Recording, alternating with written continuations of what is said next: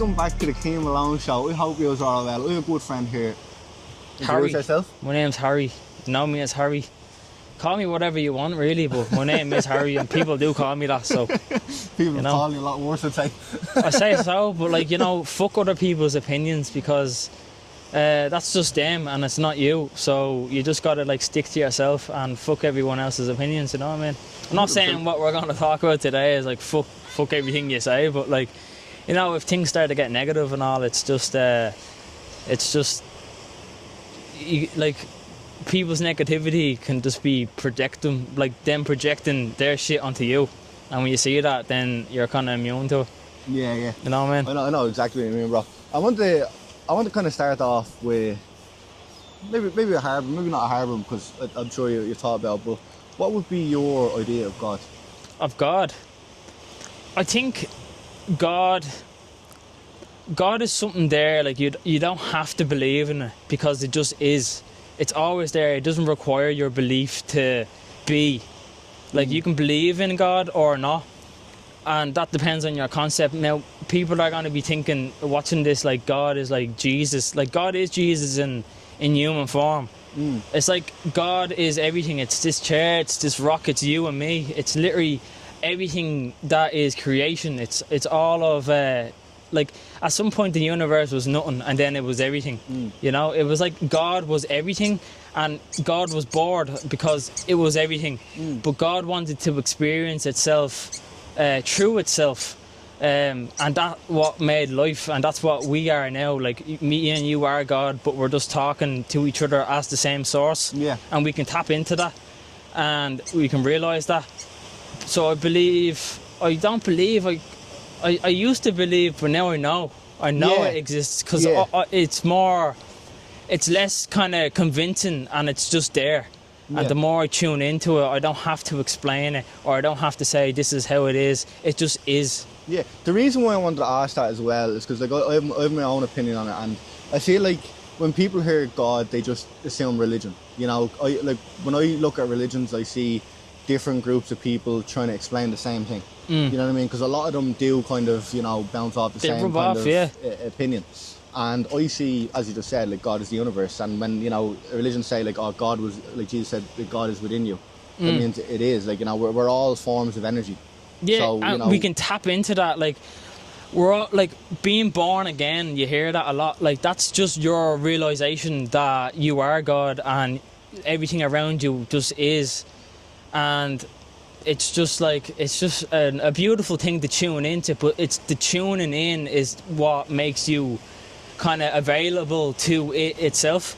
As if you're a bit closed-minded and you're like, oh, I assume this, that you're just talking about religion or whatever, then you're already blocked off from it. You know what I mean? Yeah, because I feel, because with myself anyway, you know, when I was growing up, I would have fell into the atheist category, and I wouldn't consider myself an atheist now, because while I was growing up, I just believed that God wasn't real, because the people who would have pushed God onto me would have been, like, you know, the Catholic Church in a way, because I went to a Catholic school. But so I went kind of, not against God, like, I wasn't anti-God, but I went against them beliefs, because I didn't align with their beliefs. But it didn't capture you. It didn't go like... capture me. I looked at it, because I don't want to use the word cult, you know, even though that's kind of what they are. And, like, I feel like there's so many good... There's just more just kind of just good people in all religions, you know, and there's a good message in all religions. But the problem with humanity is there's always a path to corruption. Destruction. You know? So, corruption and destruction. So, you know, when somebody creates a church, and it's usually to oppress, you know, it's, you know, you can't do this unless you sin, and blah, blah, blah, blah, that kind of stuff. So you kind of look at it more as in God is the police rather than a guide, in a way, you know. Yeah, well, it definitely was like that years ago for our mothers and fathers, you know. Like, that's the way it was, and they were like kind of conditioned in the way it's a narrow way of saying, like, this is just how it is, and that's their perspective on what God is. But that kind of corrupts the whole view on what it is. If you're born into it like that, you see less of what it actually is, instead of like what the priest says it is. You know what I mean? You have to see it for yourself. Like, I can't tell you what God is. You have to experience it for yourself. Yeah. And you have to come to it at your own time.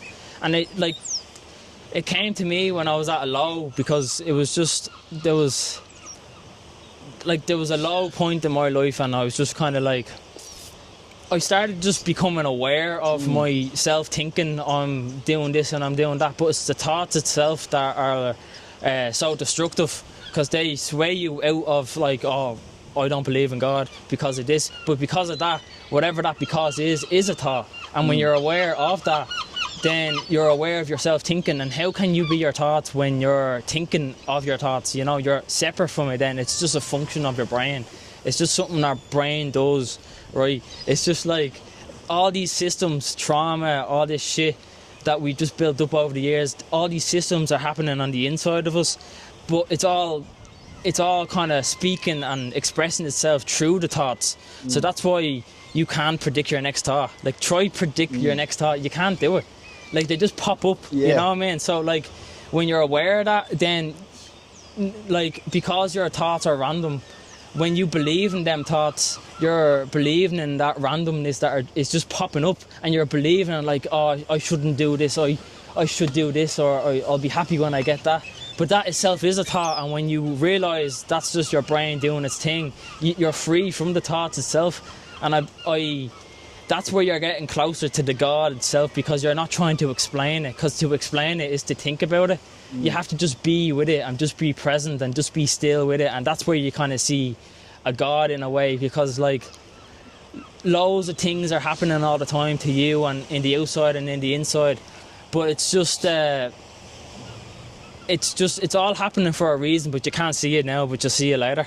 You know what I mean? Like, I've only put the word God on the universe in the last few days, really, because I still kind of was that way, like, because when I looked at God, it was the different religions versions of depicting it. You know, you've Allah when it comes to the Muslims. Bro, we call do you know it God. what? I think it's what right. did what did the Jews call him again? It's Yahweh, isn't it? It's Yahweh? a label. It's a label. It's all exactly. it is. Like, God itself, the word is a label.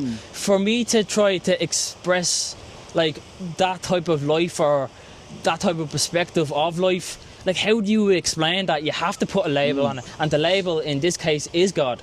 You know, it's not that, like, we have to label, like, how do you explain everything in one word? It's literally God. So that's where you come to the word God, you know? I feel like as well, you know, when it's like, when it comes to like praying, people pray to God.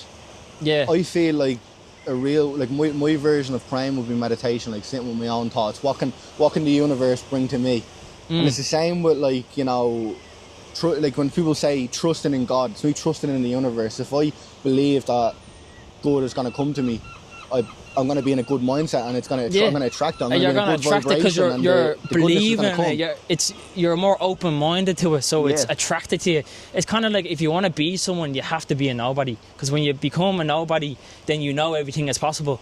But if you're already somebody and you want to be someone else, then you have to kind of like, you have to like master your emotions, and when things arise that who you are now and you want to change, you have to overcome that to become someone else. You know what I mean? So you have to kind of become nobody to be somebody. You know what I mean? So going down into a dark hole or a dark place isn't the end of the world. It's like the weather. It rains, it pours, it hails, it sleet, snow, all these type of conditions, but you're not it. That's just life happening through you. And you're the sky, you're watching it all happen, and when you watch it happen, you're watching the storm, and you're not the storm, you're not your thoughts, you're literally just the observer of your thoughts, you're the observer of the storm, of the rain. And when you see that, like, no matter what you're going through, you know it's not forever, it's just a storm, it's just gonna pass. You're not gonna be in this emotional state forever, it's just gonna pass. And when you realise that, it's like it connects you more to the world than the world just trying to destroy you, because you believe all these terrible things are happening to me, but it's not even you or the world, it's just shit happening. And it's all about your perspective on how you take that in, you know? Yeah, and even like with when bad things happen to you, we were having a conversation earlier about this. I feel like, you know, if a lot of bad things are happening to you in your life, there's usually a lesson in there, you know. There's something you might need to change, there might be something you need to remove from your life, there might be a new way of thinking where you just have to kind of, like you said, become known, look from within without any thought, like I put with any I'm on a brain fart there, like aim point, like the middle point, like the point of the aim.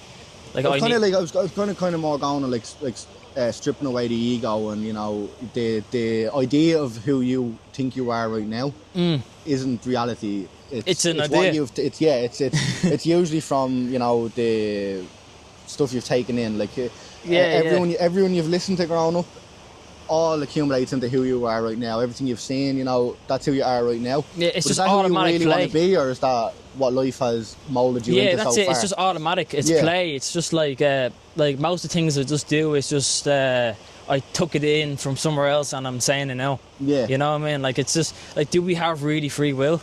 You know, of if we're just automatic like that. But if we're aware of that automation, then you're not it because you're aware of it. You know what I mean? So you kind of, whatever that is, it dissolves. It doesn't have any power over you, because when you're feeding it, you're giving it power. But when you stop feeding it, it loses its grip, and you see a bigger picture from the picture you were believing. That's how it is. This is how it is. This is how life is. Ugh. You know what I mean? Like, when you take a step back and that's how I see things. This is how I see things. This is how I'm seeing it. It doesn't mean what it is. I choose that myself, but it's a choice. It's not how it is. You know? Brilliantly put. Yeah. Brilliantly put, bro. Brilliantly put. I'm going to move on to something about light, actually. I just wanted to start that out with a real kind of existential question, you know, just warming up. But that's a big warm-up question. It's a big question to start with. But what would be your biggest ambition in life? Ambition? I don't really have ambitions. They kind of things just kind of pop up, and my brain is just attracted to it, so I just go there. Yeah. You know, it's kind of like whatever I'm scared of in life right now, it isn't controlling me. I look at it as in like whatever I'm scared of right now, that's my next checkpoint. I need to go there. You know what I mean? Yeah.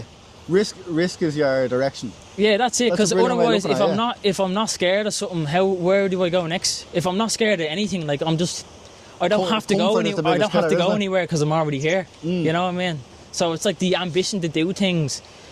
I used to have ambitions to do this and that, but I just got to the core of the ambition itself, and it's, for me, like, I'm already here, and life is just life, and life is just happening. And the ambition comes from me just being attracted to something in life, not being too attached to the thing itself, just having fun with it. Yeah. See where it goes. Like, for myself, like, I got a lot of ambition growing up. Like, I want to do this, I want to do that, blah, blah, blah, blah. And I just felt lost, because it wasn't like, the way I was looking at ambition, it was like, I needed to be successful, I needed to make loads of money, blah, blah, blah. And then like, one of my biggest ambitions was like, where the end goal was after I had the money, was I wanted to be an actor. And then I kind of brought myself back. It's like, I could be an actor now. So I went to go to film school.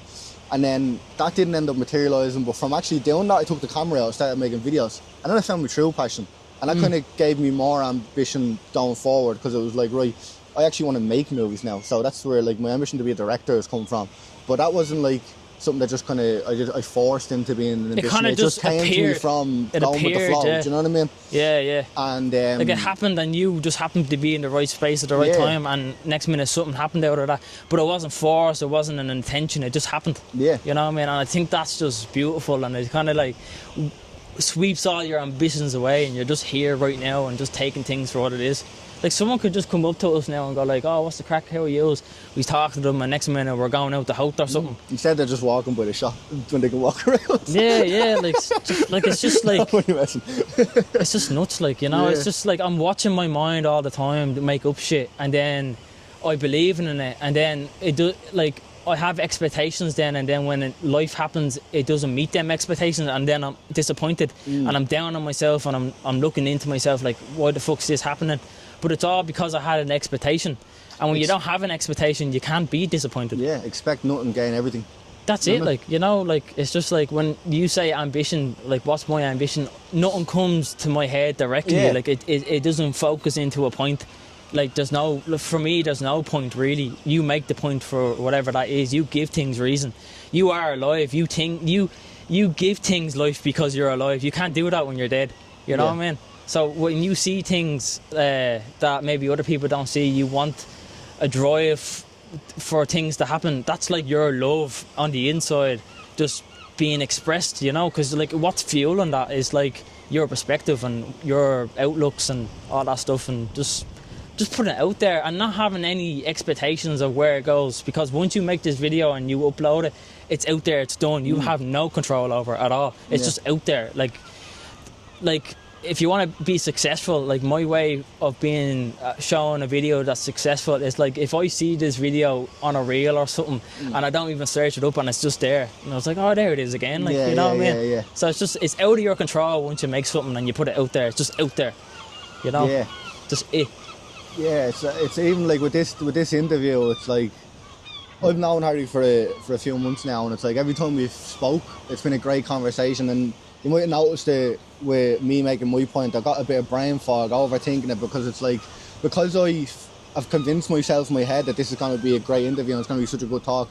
It's like my brain's already overthinking. So when it comes to actually get the information out that I want it, it's like, do you know what I'm saying? I get that. I already have an expectation. I already have Expectation. an expectation of what it's going to be, and I feel like that's letting me down in a sense in the conversation. Yeah, like our egos isn't as in control as we think. Like we might think like, I'm going into this job interview, I'm going to be the best. Like they're going to want me, you know what I mean? But when you're in there and you think about them thoughts, them ideas, or them topics you want to bring up, like you kind of like gibber. You're like, you know what I mean? That's like your ego being dissolved because it's not in control in that moment, and that can be a real like an awakening. You're like, oh fuck. It's not what I thought it was, you know what I mean? And then you're in this abyss, then you're like put on the spot, and you just have to be authentic then. And I find if you're scripting things all the time or being ego driven, then you're just going to walk into a lot of spikes, you know, and you're just going to walk into the shade. I feel like, because like I kind of had a bad kind of interpretation of scripting my videos. I felt like when I script my videos, I'm fake, but I feel like sometimes when I'm trying to just speak, you know, to kind of let the stream of consciousness now, it's a lot of M's, a lot of likes, there's loads of filler words, and like I cut them out after, but then I feel like it's messing it up. So when I do it, when I have something I really want to say, I'll sit down and write, and that's what way I'm going to do it, you know. And I used to think of that as I'm being fake, but like it's not, you know what I mean? It's your way of processing things. Yeah, exactly. You know what I mean? And everyone else has their own way of processing things, and you can't put people down for that. But if you know your way of processing things, then no one else processes can affect you. You know what I mean? It's just true strength. True strength comes from within. It doesn't come from outside things, external pleasures, stuff like that. They're cool and they're engaging and all that stuff, but it's not the solution. It's like drugs and all. Like people, they think that's the way and all that. That's the way to cope, but it's just a way of coping. You can cope without all that stuff, and it is a possibility, and you can do it. It's just you have to believe in yourself, and you just have to become aware of them thoughts in the moment, going like, oh, I need this and that to be happy. You know, you can be happy right now. You just have to become aware that you're saying to yourself you're going to be happy when you're over there or when you get this, but when you get that you want more. It's like getting a new pair of shoes. You ever notice it? You're like, oh, I got a new pair of shoes, it's deadly. Then 2 weeks later you're like, oh, I want more shoes, I need more jackets. I used to be like that, you know, like, oh, I need a new pair of shoes. And then I kind of like, I stripped the materialism out of my mind in a way where it's like I don't really care anymore. And now it's like, now I'm just going around with a lot of dirty runners that like I've been wearing for ages rather than needing a new fresh pair, you know what I mean? I'm just wearing them to the death. And I kind of always done that, but it's not like I don't feel like I need to, because like a lot of the times when I did want that fresh new pair of runners, wanted that fresh tracksuit, was it for me or was it for others? Was it do you know what I mean? Was it to show confidence on the outside, and it was a lack of confidence on the inside? Yeah, you know it's what I mean? like a filter. Like this is I want people to look at me from like this through my clothes and not through who you are. You know what I mean? When I look at someone, like I see their body, but I'm looking at their soul. I'm like, where these words are coming from in my brain, they're not coming from my face, they're coming from my brain. You know what I mean? You can't see my brain, it's inside my head, you know, and it's probably ugly looking. You're just assuming I don't have x-ray vision though. What? You're just assuming I don't have x-ray vision. Well, I can see the cranial, I can see everything. No, you can, like that's where I'm getting to, like the body, when I look at people, like they may be like this or that, or like wearing clothes I wouldn't wear myself, but it doesn't, like that judgment can affect your whole perception of them, who they are. You know what I mean? So when you're aware of that, like you're free from it, and you can just have an authentic conversation with anyone. Yeah, 100%. And I'm going to move on to the next question. So, do you think... Sorry, wait. Do you think 12-year-old Harry will be proud of Harry? Oh, yeah. 100%, bro. Like, I didn't know the things I know now when I was 12. Like, the amount of, like, just just perspectives and things I get down about things. Like I wouldn't get down now because they don't have any power over me. You know what I mean? So I definitely kind of faced my fears and faced myself in so many ways that I just evolved in a way. So yeah, I am proud of myself now. And if 12-year-old Harry was sitting here beside me, which bunch of them are, they're walking around everywhere, like I'd take some time to sit down and have a conversation, or if they want a voice or anything like that, like, or just like anything at all, like, yeah, I wouldn't kick my 12-year-old self into the teeth, like, you know, like I think it's just... I probably would. But Yeah, like would that, you? he'd also be proud of me. My 12-year-old Kim was a mouthy bastard. Do you Yeah, know what I mean? yeah. He was a gamer kid that, you know, grew up in Modern Warfare 2 lobbies and said whatever thing. And then he went into the real world, like, because when I was in primary school, it was kind of just all boys. And it was I was kind of like reserved in a way. It was kind of, I would have just had the chats with my mates and he'd say anything, you know what I mean? He'd have no filter. And then I went into the real world at like 13 in school and I had no filter. So I was talking as if I was in a Discord chat. Just horrible. And I didn't realise I was being horrible. It was just how I spoke with my friends. So if I said something mean to someone, I wasn't thinking it was mean. It was just like, I'd call me mate a fucking idiot. I'd be worse than that. I'm not going to get myself. It's already 18 plus, but I'm not gonna make it worse, you know. But like who you are now, if you went to your 12-year-old self and told him a few things, it's kind of like the butterfly effect, or do you ever see dominoes? It's just one situation leads to the next. It's like if you went back in time and kind of disrupted that in a little bit, but you thinking like you're gonna help yourself in the future to where you are now, that would have kind of like put the pendulum off a little bit in that moment. And then it's kind of like, if I point right here down that way, right, and I'm gonna go that way, but if I change the perspective of me now, I might just like twist it like a little bit to the left, and it may not be a little like too much, but in about 10 years time I'm in a different location completely. Like when I asked the question, like, you know, would your 12-year-old self be proud of you, I think my 12-year-old self would be proud of me. But like I said there, if you sat down beside you, I'd like to give him all the guidance. With my own self, I wouldn't want it, because I don't think I would have led myself to the point where I could do that without going through everything I went through, or all the lessons I learned, you know, over exactly the time. And them lessons, like, as bad and good as they were, they mould you into who you are now. If you didn't do that, then we might not be talking here today, like, you know what I mean? It's just crazy how things work out. That's the truth. Like, we wouldn't be talking here today unless I had an existential crisis about this time last year, because around Christmas last year I was just lost. I was still in my sales job. I was kind of like, wasn't creating that, and I've always been a creative person. And if anybody can relate to this, if you feel like you're a creative person, you're not creating nothing, get creating something, anything. I made a stupid little TikTok, top 5 books I read this year, and they text edit, the overlay and all, it was all over the place. I put one video out where I just talked to the camera, and that just spiraled from there. I started creating, and I started finding myself, you know. And I wouldn't have done that if I didn't end up in the lowest point of my life mentally, you know. That wouldn't have happened. Like, sometimes the lessons I learned from the pain led to the joy that I felt later, you know. That's it. Like, you can hit a rock bottom, but maybe that's a good thing sometimes, because there's nowhere else to go but up when you hit the bottom, you know what I mean? Like I said earlier, like any bad things that happen in your life, there's definitely a lesson in there, you know, because unless you're the most unlucky person in the world, and you just happen to, like... But if you are the most unluckiest person in the world and chaos follows you, maybe you're the problem. Do you know, in a sense, maybe if like you're on the outside, you're a pair of somebody who's just, you know, the worst luck in the world, all the bad stuff happened to them. Inside, they might be one of the worst people, and that's why, you know. They see that thing and they bring it into existence. It's the universe, it's God, it's trying to give them a lesson in a way, you know. But most of the time, things aren't as it seems. It's not what you think it is. You know, everybody you go out and reality. you do it, and it's just like, it's completely different to what you thought it was. And that's the whole thing with my journey recently, is just the thoughts itself. Like, it's just becoming aware of them more often, and then you kind of have more space around the choice instead of being kind of thinking yourself into things, you know what I mean? So it's just like, I don't have to do this, didn't have to come down here today, but it was a choice, and that with that choice was freedom, because I wasn't like tied down to any thoughts that I had to come down. I could have cancelled here today if I wanted to, some bullshit excuse, you know what I mean? But like, that's on me, like. And then you probably would, and if you did, you probably would have been sitting there in the gaff over thinking, I should have went, why didn't I go? Do you know what I mean? And that spirals into a whole new array of it just thoughts spirals, that aren't your own. It just loops. Thoughts just loop and they spiral. It's just when you know that's them spiraling and looping, you can be free from them, because they're just going to loop and loop and loop. Like, I need this, and and then you get that, and now you need something else, and it's just that's the loop, literally and material.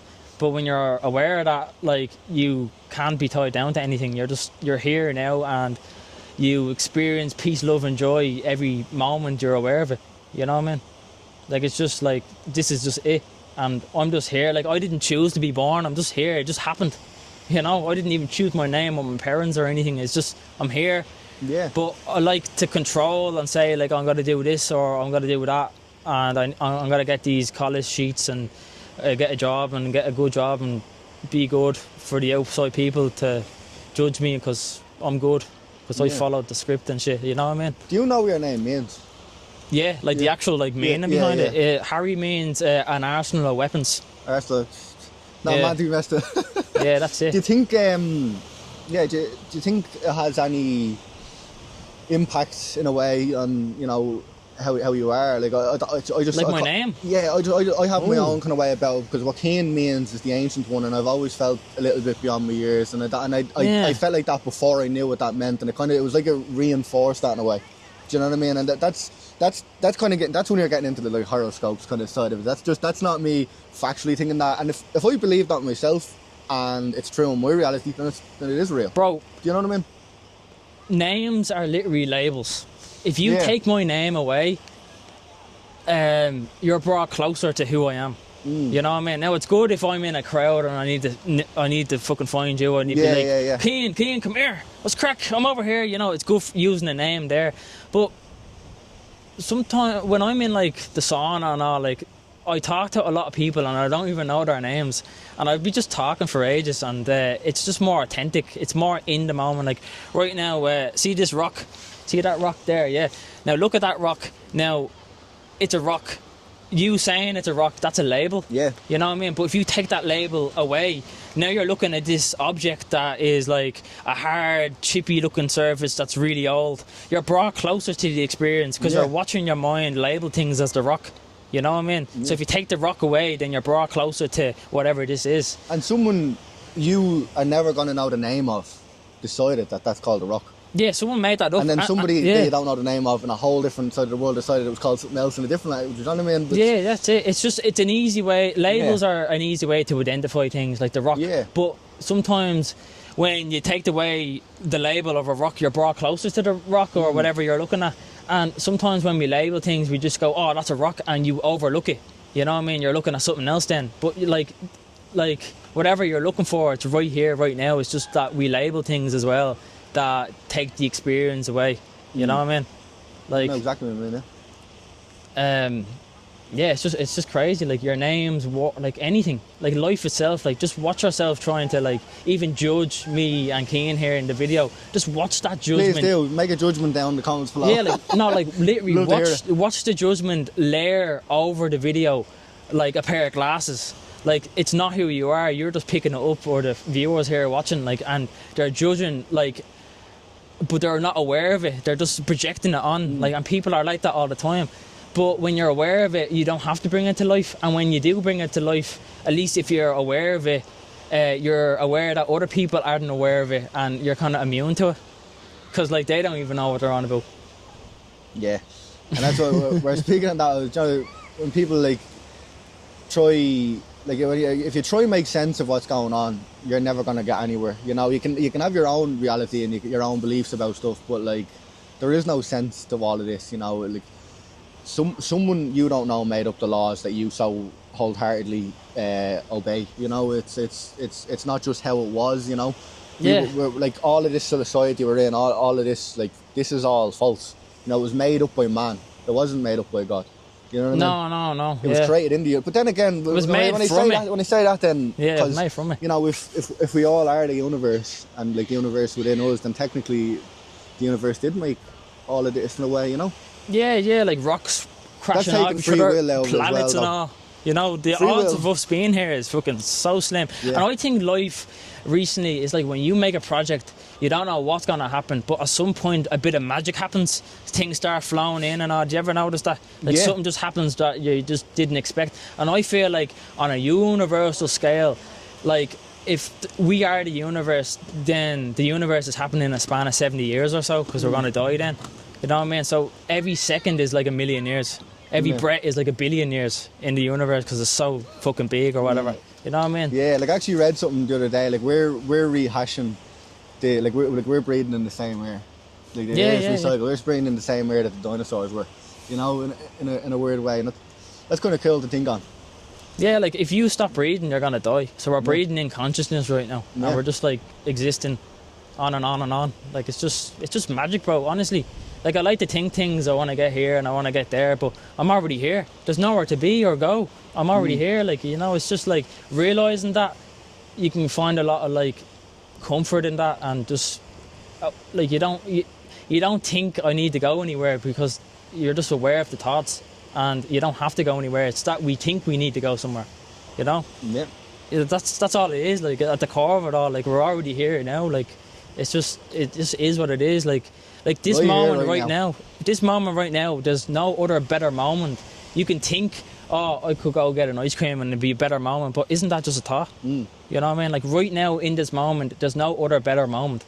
Like we just think it's going to be something else.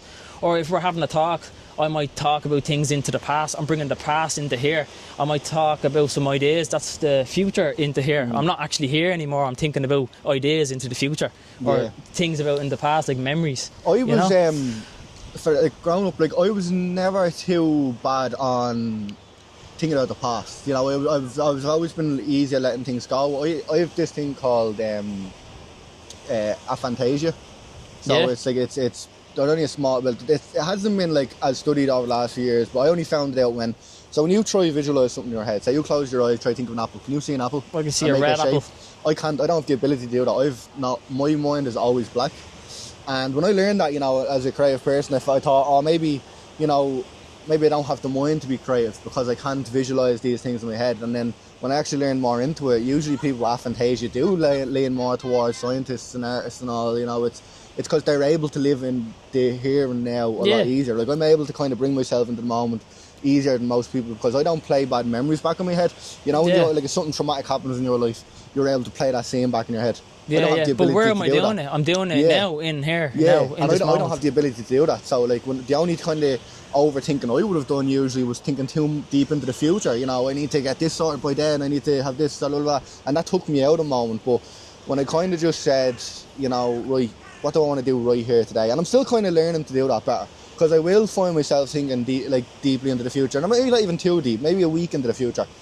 And I'm trying to stop myself from doing that. And as you were saying, be conscious of the thoughts when they're coming and saying, all right, I'm doing that because of this, and keeping myself out of it and kind of just trying to sit in your thoughts more. And so if somebody's like listening to us and going like, that's like, what he's even talking about, when it comes to sitting there with yourself, it's hard to do first. You know, we're so used to having constant dopamine thrown towards us. So when we're on our phone, all these coming, we have a whole audience here. when your mind is like filled with this dopamine, all this new information at all times.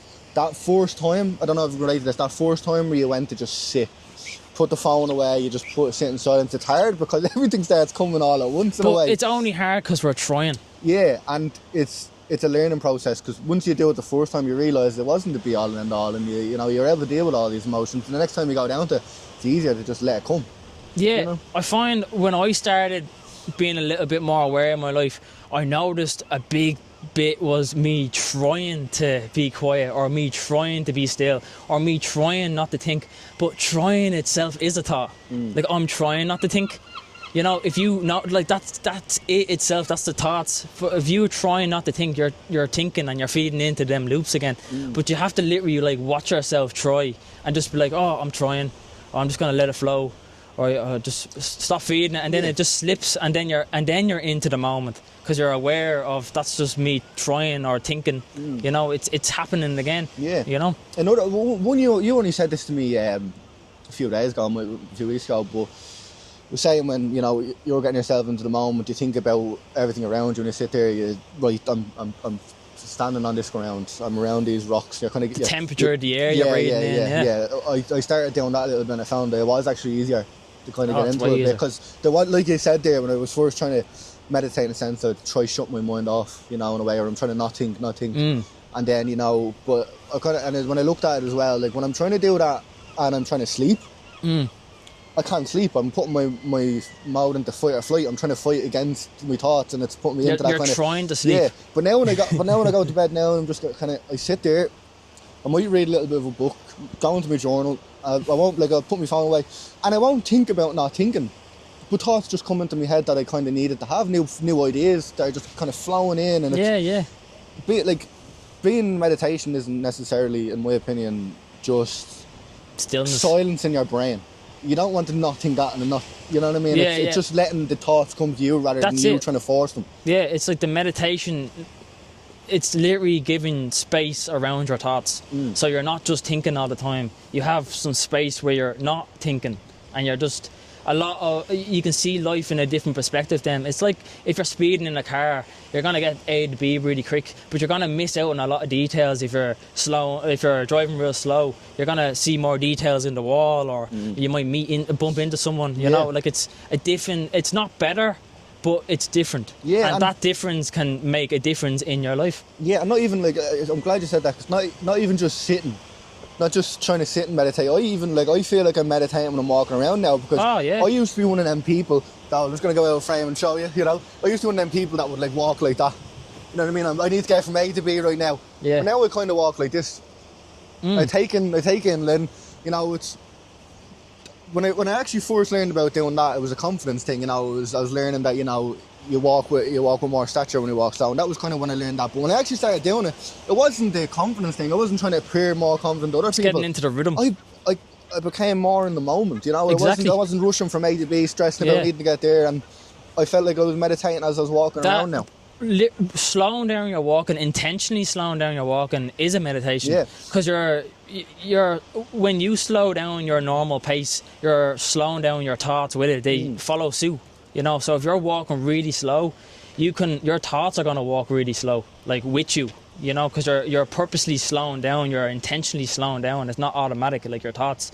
So when you, not force yourself, but you intentionally slow down your walking, physically, your mental projections on the inside slow down with it, you know, and it's easier then to catch yourself thinking because you're slower, you're more aware of them. But if you're on a run, you can't do that because it's like techno, like the beat is like dun dun dun dun dun dun.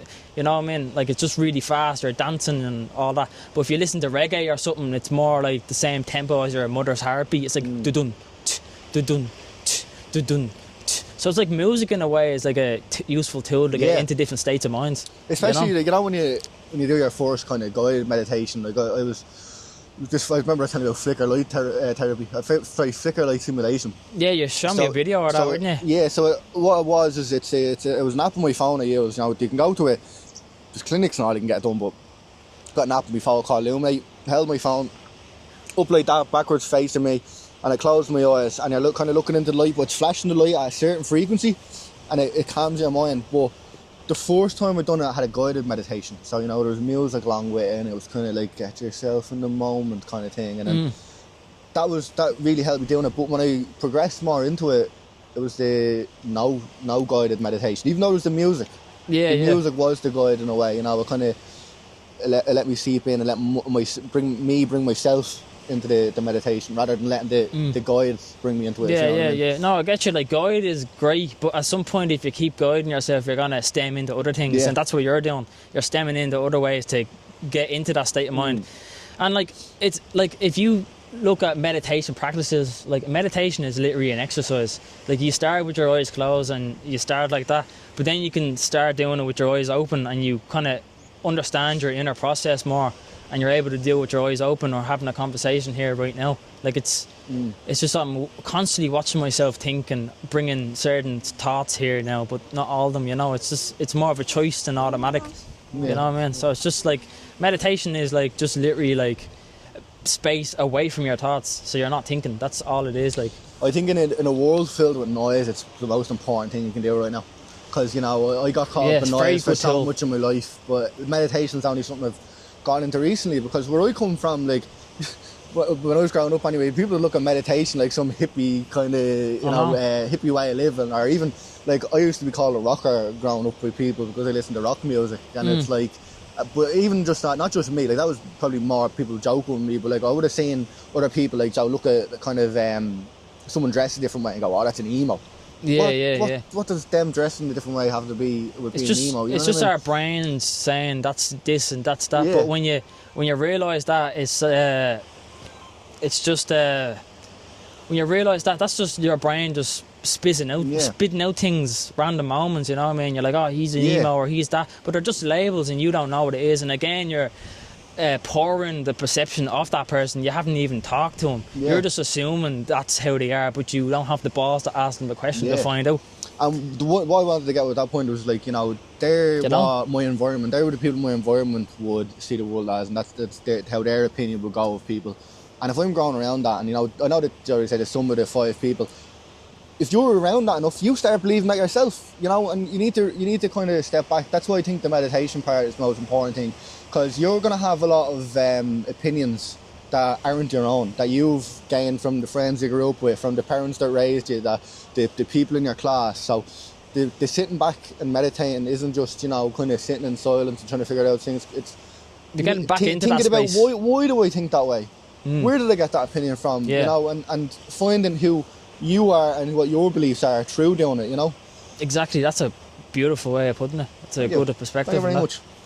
Yeah. I thought this was a great conversation. I had one more question, but you kind of answered it in the first one, so I'm gonna end it there. I think that was a brilliant chat. Thank you very much for coming on, man. Fucking love that, bro. You know, man. But It's not what you think it is. Is it Harry's? It's just Harry's perspective. Harry's perspective, yeah. That's my photography account. Harry's perspective. Do you shout out to Harry Curley as well? Harry Curley on YouTube. Everything will be in the description anyway. But this is a good bloke, and he makes some great art. So check it out. This has been the Cian Malone Show. Thank you we very much for watching. We can't control people. We can only influence. I want to just put into perspective. We've been talking about how beautiful the land is and all. You know how beautiful. Look behind us. Like, it's fucking look stunning. right behind us here now. Look at this. That's the view we have. Unbelievable. Got a good shot there. Here, we get a lovely. thumbnail. We get a thumbnail. Yeah. We get a thumbnail. Love that. Just got like that or something. Love that, yeah. Brilliant. Deadly.